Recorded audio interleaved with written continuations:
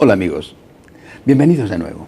Bienvenidos a esta serie sobre la exhortación apostólica postsinodal Amoris Laetitia. Hoy vamos a afrontar un capítulo dedicado a la evangelización de la familia. Hemos visto ya muchas cosas sobre la familia, pero ahora, ¿cómo tenemos que evangelizarla? Y no solamente a la familia. En este capítulo también el Papa hace referencia a otro tipo de uniones, por ejemplo las uniones homosexuales o las parejas convivientes que no han formalizado su unión, es decir, que no se han casado ni por la Iglesia ni por el rito civil. Y lo primero que dice el Papa es que está dando simplemente unas ideas y que después estas ideas tienen que ser concretizadas por las diócesis, es decir, hay que aplicarlo esto en cada caso concreto por las iglesias locales porque las circunstancias culturales evidentemente son muy distintas en un lugar u otro del mundo. Y habla de la importancia de que la familia sea evangelizada por la familia. Creo que eso tendría que ser tenido cada vez más en cuenta. La familia va a la iglesia, la familia católica va a la iglesia, pero a veces no toda la familia, en el sentido estricto o en el sentido amplio, y desde luego otras familias de tu entorno, donde vives, amigos, no van. Si no hacemos que la familia se convierta en misionera, va a ser muy difícil que podamos llegar a los alejados, es decir, a los que no vienen. Después, el siguiente ámbito de evangelización, dice el Papa, tiene que ser la parroquia. La principal contribución a la pastoral familiar la ofrece la parroquia, que es una familia de familias, donde se armonizan los aportes de las pequeñas comunidades, movimientos y asociaciones eclesiales. Este es un tema importantísimo. Si la parroquia se convierte en un reducto que no admite a nadie, que no admite a los movimientos eclesiales, por ejemplo, se empobrece. Y los movimientos tienen que vivir fuera del ámbito parroquial. Pero a la vez, si los movimientos no confluyen en la parroquia, empobrecen a la iglesia. Es decir, la parroquia tiene que estar abierta, pero también los movimientos y las nuevas realidades eclesiales tienen que introducirse, es decir, tiene que haber un encuentro recíproco. Y ese encuentro se tiene que producir en la parroquia. El Papa plantea una cuestión esencial para la evangelización de la familia, la preparación al matrimonio. La compleja realidad social y los desafíos que la familia está llamada a afrontar hoy requieren un compromiso mayor de toda la comunidad cristiana en la preparación de los prometidos al matrimonio. Es preciso recordar la importancia de las virtudes. Entre estas, la castidad resulta condición preciosa para el crecimiento genuino del amor interpersonal. Vamos, no creo que haya cosa más clásica que esta, no a las relaciones prematrimoniales. Dicho con toda claridad por el Papa en Amoris Laetitia. Hay diversas maneras legítimas de organizar la preparación próxima al matrimonio y cada iglesia local discernirá lo que sea mejor, procurando una formación adecuada que al mismo tiempo no aleje a los jóvenes del sacramento. No vas a poner una preparación matrimonial de varios años porque se aburren. No se trata de darles todo el catecismo ni de saturarlos con demasiados temas. Interesa más la calidad que la cantidad y hay que dar prioridad, junto con un renovado anuncio del querigma, es decir, de lo esencial del Evangelio, a aquellos contenidos que, comunicados de manera atractiva y cordial, les ayuden a comprometerse en un camino de toda la vida, con gran ánimo y liberalidad. Se trata de una suerte de iniciación al sacramento del matrimonio que les aporte los elementos necesarios para poder recibirlo con las mejores disposiciones y comenzar con cierta solidez la vida familiar. Suelen ser muy útiles los grupos de novios y las ofertas de charlas opcionales sobre una variedad de temas que interesan realmente a los jóvenes. No obstante, son indispensables algunos momentos personalizados, porque el principal objetivo es ayudar a cada uno para que aprenda a amar a esta persona concreta con la que pretende compartir su vida. Aprender a amar a alguien no es algo que se improvisa, ni puede ser el objetivo de un breve curso previo a la celebración del matrimonio.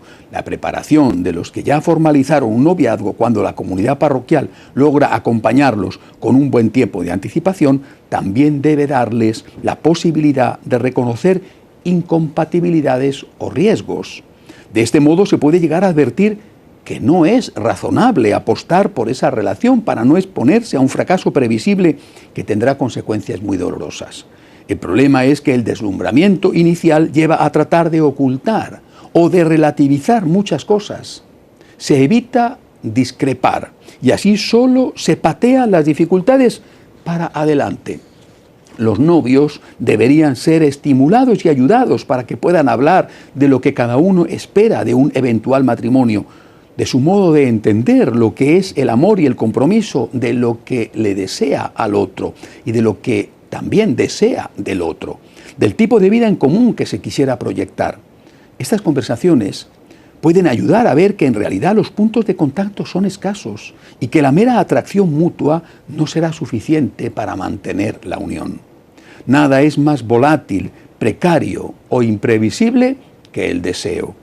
Y nunca hay que alentar una decisión de contraer matrimonio si no se han ahondado otras motivaciones que otorguen a ese compromiso posibilidades reales de estabilidad.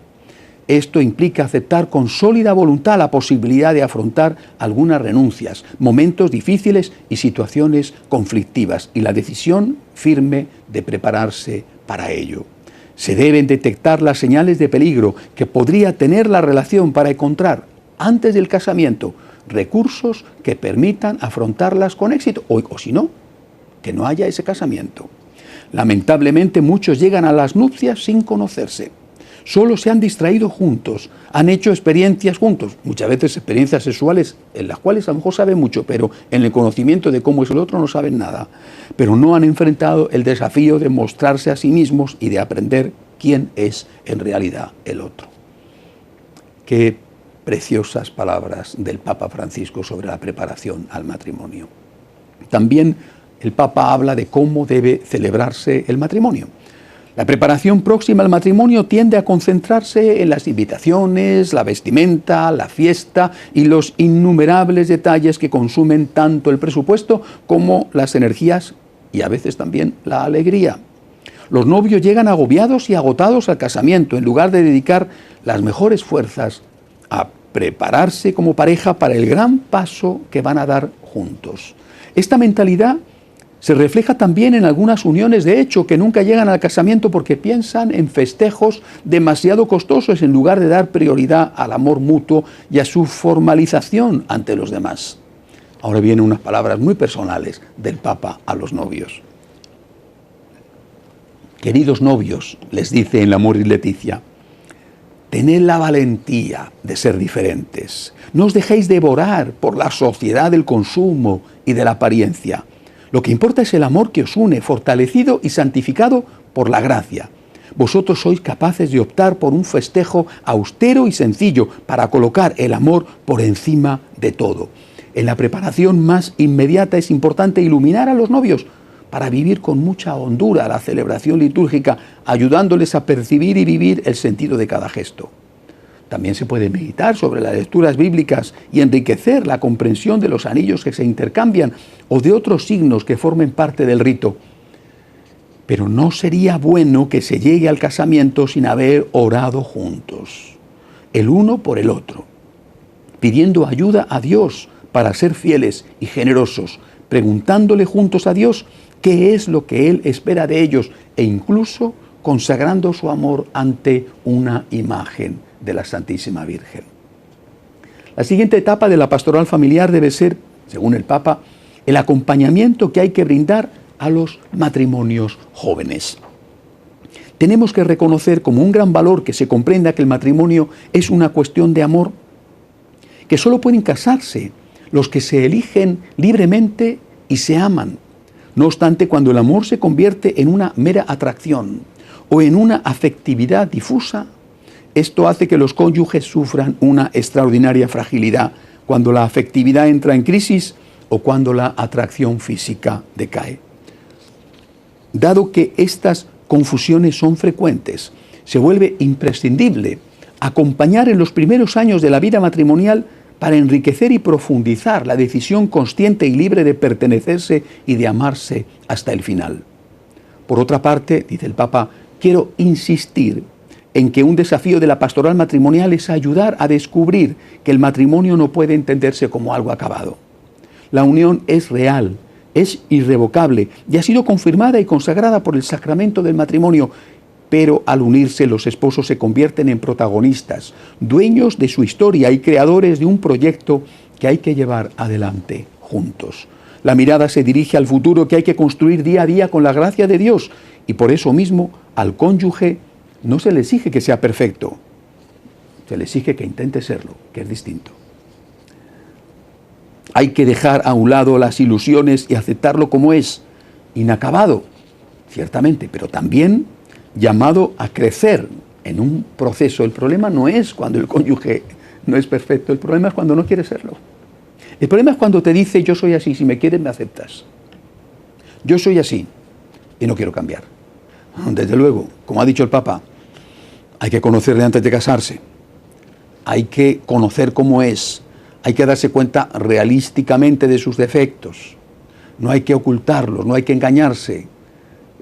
Hay que saber que tiene defectos, tú también los tienes, pero que tú y él y tú y ella y tú, tenéis que estar en un camino de santificación y de hacer todo lo posible por superar esos defectos, aunque no se consigan, incluso aunque no se consiguieran nunca, pero desde luego no dando por sentado que no vas a moverte para cambiar, sino que vas a intentar hacer todo lo posible para mejorar. La mirada, dice el Papa, se dirige al futuro, que hay que construir día a día con la gracia de Dios, y por eso mismo al cónyuge no se le exige que sea perfecto. Hay que dejar a un lado las ilusiones y aceptarlo como es, inacabado, llamado a crecer en proceso. Cuando la mirada hacia el cónyuge es constantemente crítica, eso indica que no se ha asumido el matrimonio también como un proyecto de construir juntos, con paciencia, comprensión, tolerancia y generosidad. Esto lleva a que el amor sea sustituido poco a poco por una mirada inquisidora e implacable, por el control de los méritos y derechos de cada uno, por los reclamos, la competencia y la autodefensa. Así se vuelven incapaces de hacerse cargo el uno del otro para la maduración de los dos y para el crecimiento de la unión. A los nuevos matrimonios hay que mostrarles esto con claridad realista desde el inicio, de manera que tomen conciencia de que están comenzando. Una de las causas que llevan a rupturas matrimoniales es tener expectativas demasiado altas sobre la vida conyugal. Cuando se descubre la realidad más limitada y desafiante que lo que se había soñado, la solución no es pensar rápida e irresponsablemente en la separación, sino asumir el matrimonio como un camino de maduración, donde cada uno de los cónyuges es un instrumento de Dios para hacer crecer al otro. El acompañamiento debe alentar a los esposos a ser generosos en la comunicación de la vida. Por otra parte, se ha de promover el uso de los métodos basados en los ritmos naturales de fecundidad. De nuevo, la humana vitae. También se debe hacer ver que estos métodos respetan el cuerpo de los esposos, fomentan el afecto entre ellos y favorecen la educación de una libertad auténtica. Creo que está bastante claro lo que dice el Papa y que es en plena consonancia con la enseñanza tradicional de la Iglesia. Pero quiero, antes de pasar, volver al tema del camino de perfección dentro del matrimonio. Hay que conocer al otro antes de casarse, lo dice el Papa.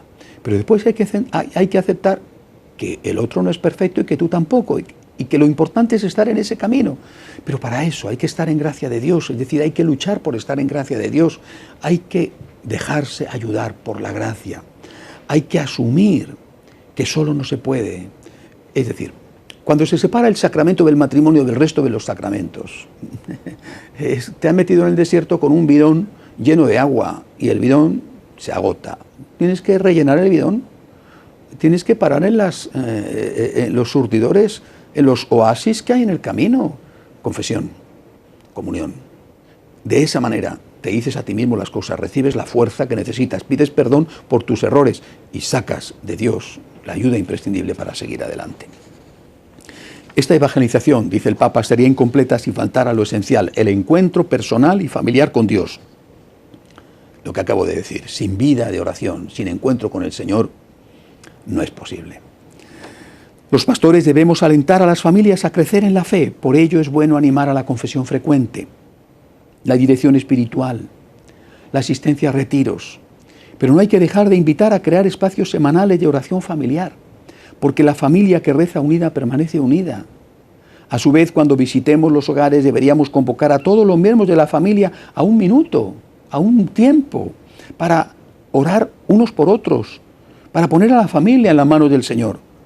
Al mismo tiempo, conviene alentar a cada uno de los cónyuges a tener momentos de oración en soledad ante Dios, porque cada uno tiene sus propias cruces secretas. ¿Por qué no contarle a Dios lo que perturba el corazón, o pedirle la fuerza para sanar las propias heridas e implorar las luces que se necesitan para poder mantener el propio compromiso? Los padres sinodales también remarcaron que la palabra de Dios es fuente de vida y espiritualidad para la Iglesia. Y también, por eso mismo, para la familia. Toda la pastoral familiar deberá dejarse modelar interiormente y formar a los miembros de la Iglesia doméstica mediante la lectura orante y eclesial de la Sagrada Escritura. Por ejemplo, antes de ir a misa el domingo, leer juntos la palabra de Dios. Quizá también algún comentario sobre la palabra de Dios. Leer juntos la palabra de Dios. Nosotros los franciscanos de María ofrecemos ese comentario siempre por vídeo y lo ofrecemos por escrito, y las familias se preparan, porque no es lo mismo llegar a misa sin saber qué dice el Evangelio. A veces que el cura se enrolla, no te enteras, te distrae, pero tú ya has hecho la meditación y eso te sirve mucho más. La familia que reza unida permanece unida, y la palabra de Dios es esencial, sobre todo la meditación de la palabra de Dios del domingo. El Santo Padre anima también a la creación de grupos de matrimonios y también a aprovechar determinadas ocasiones para acoger a los matrimonios que se habían alejado. El Papa valora mucho lo que pueden hacer los matrimonios experimentados, que ya han pasado sus crisis, a la hora de acompañar a otras familias que están atravesando momentos de dificultad. Dice el Papa, hay crisis comunes que suelen ocurrir en todos los matrimonios, como por ejemplo la crisis de los comienzos, cuando hay que aprender a compatibilizar las diferencias y desprenderse de los padres, o la crisis de la llegada del hijo con sus nuevos desafíos emocionales, la crisis de la crianza que cambia sus hábitos en el matrimonio, la crisis de la adolescencia del hijo, crisis tremenda, que exige muchas energías, desestabiliza a los padres y a veces los enfrenta entre sí. La crisis del nido vacío, que obliga a la pareja a mirarse nuevamente a sí mismo. La crisis que se origina en la vejez de los padres de los cónyuges, que reclaman más presencia, cuidados y decisiones difíciles. Son situaciones exigentes que provocan miedos, sentimientos de culpa, depresiones o cansancios que pueden afectar gravemente a la unión. A estas se suman las crisis personales que inciden en la pareja, relacionadas con dificultades económicas, laborales, afectivas, sociales, espirituales, y se agregan circunstancias inesperadas que pueden alterar la vida familiar y que exigen un camino de perdón y de reconciliación. Al mismo tiempo que intenta dar el paso del perdón, cada uno tiene que preguntarse con serena humildad si no ha creado las condiciones para exponer al otro a cometer ciertos errores. Por ejemplo, uno engaña al otro. Bueno, hay que perdonar, pero también hay que examinar la parte de culpa del engañado, que a lo mejor no es ninguna, pero a lo mejor puede tener una parte, aunque sea una pequeña parte, de culpa. No justifica el engaño, pero quizá tengas que corregir eso. A lo mejor has desatendido a tu esposa o a tu marido, porque has estado trabajando mucho o has estado, qué sé yo, muy implicado en cosas buenas. Es decir, le tienes que perdonar, pero también tienes que examinar tu conciencia. Eso no justifica el engaño, por supuesto, ¿eh? Pero si quieres evitar un nuevo engaño, tendrás que ver qué parte de responsabilidad has tenido tú, aunque haya sido la parte menor. Algunas familias sucumben cuando los cónyuges se culpan mutuamente, pero la experiencia muestra que con una ayuda adecuada y con la acción de reconciliación de la gracia, un gran porcentaje de crisis matrimoniales se superan de manera satisfactoria. Saber perdonar y sentirse perdonados es una experiencia fundamental en la vida de la familia. El arte difícil de la reconciliación, que requiere del sostén de la gracia, necesita la generosa colaboración de familiares y amigos, y a veces incluso de ayuda externa y profesional. Se ha vuelto frecuente que cuando uno siente que no recibe lo que desea o que no se cumple lo que soñaba, eso parece ser suficiente para dar fin a un matrimonio. Así no habrá matrimonio que dure, dice el Papa. A veces para decidir que todo acabó basta una insatisfacción, una ausencia en un momento en que se necesitaba al otro, un orgullo herido o un temor difuso. Hay situaciones propias de la inevitable fragilidad humana a las cuales se otorga una carga emotiva demasiado grande. Por ejemplo, la sensación de no ser completamente correspondido, los celos, las diferencias que surgen entre los dos, el atractivo que despiertan otras personas, por ejemplo, compañeros de trabajo, los nuevos intereses que tienden a apoderarse del corazón, los cambios físicos del cónyuge y tantas otras cosas que más que atentados contra el amor, son oportunidades que invitan a recrearlo una vez más. A veces las personas necesitan realizar a los 40 años una maduración atrasada que debería haberse logrado al final de la adolescencia. A veces se ama con un amor egocéntrico propio del niño, fijado en una etapa donde la realidad se distorsiona y se vive el capricho de que todo gire en torno al propio yo. Es un amor insaciable que grita o llora cuando no tiene lo que desea, como el niño. Otras veces se ama con un amor fijado en una etapa adolescente, marcado por la confrontación, la crítica ácida, el hábito de culpar a los otros, la lógica del sentimiento y de la fantasía, donde los demás deben llenar los propios vacíos o seguir los propios caprichos. Cada uno, dice el Papa, tiene que ser muy sincero consigo mismo para reconocer que su modo de vivir el amor tiene todas estas inmadureces e intentar ponerle remedio. Sin embargo, no siempre las crisis pueden ser superadas y entonces viene la ruptura. ¿Qué hay que hacer en estos casos? ¿Cómo ayudar a los que han visto roto su proyecto familiar? Hay que alentar a las personas divorciadas que no se han vuelto a casar, que a menudo son testigos de la fidelidad matrimonial, a encontrar en la Eucaristía el alimento que las mantenga en su estado. La comunidad local y los pastores deben acompañar a estas personas con solicitud, sobre todo cuando hay hijos o su situación de pobreza es grave. A las personas divorciadas que viven en nueva unión es importante hacerles sentir que son parte de la Iglesia, que no están excomulgadas. Excomulgada no en el sentido de que pueden recibir la comunión, sino en el sentido de que son parte de la Iglesia, que no han recibido la pena canónica de la excomunión y que no son tratadas como tales porque siempre integran la comunidad eclesial. Estas situaciones exigen un atento discernimiento y un acompañamiento con gran respeto, evitando todo lenguaje y actitud que las haga sentir discriminadas y promoviendo su participación en la vida de la comunidad. Para nada, dice el Papa, que puedan acceder a la comunión. La excomunión no significa que puedan comulgar, significa que son parte de la comunidad y que hay que hacerles sentir eso. Y además hay que hacerlos sentir, porque al margen de quien tiene la culpa, lo necesitan. El Papa habla a continuación de la importancia de agilizar, sin caer en el divorcio católico, los procesos de la nulidad matrimonial. Pero a propósito de lo cual él ha modificado el Código de Derecho Canónico. Pero quiero detenerme en los dos últimos párrafos de este capítulo, el dedicado a las uniones homosexuales y el dedicado a las parejas que conviven. En el curso del debate, dice la exhortación, sobre la dignidad y la misión de la familia, los padres sinodales han hecho notar que los proyectos de equiparación de las uniones entre personas homosexuales con el matrimonio, en esos proyectos no existe ningún fundamento para asimilar o establecer analogías, ni siquiera remotas, entre las uniones homosexuales y el designio de Dios sobre el matrimonio y la familia.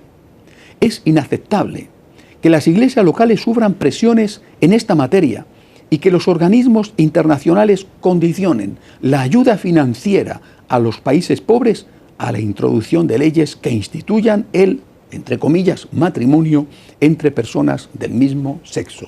Este es uno de los puntos esenciales de la ideología de género. Y sufren efectivamente graves presiones. Muchos países que ven condicionada la renovación de su deuda internacional, por ejemplo, a la aceptación de este tipo de uniones, equiparándolas con las familias e incluso dándoles la opción de la adopción de niños. No puede ser el Papa más claro. No hay, y además se apoya en el sínodo, no hay equiparación posible.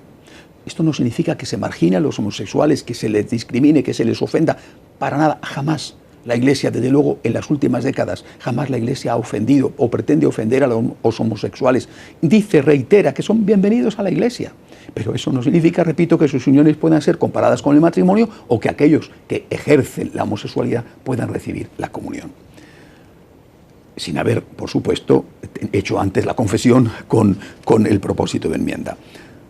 El último capítulo está dedicado a las familias monoparentales. Las familias monoparentales tienen con frecuencia origen a partir de madres o padres biológicos que nunca han querido integrarse en la vida familiar. Las situaciones de violencia en las cuales uno de los progenitores se ve obligado a huir con sus hijos, la muerte o el abandono de la familia por uno de los padres y otras situaciones.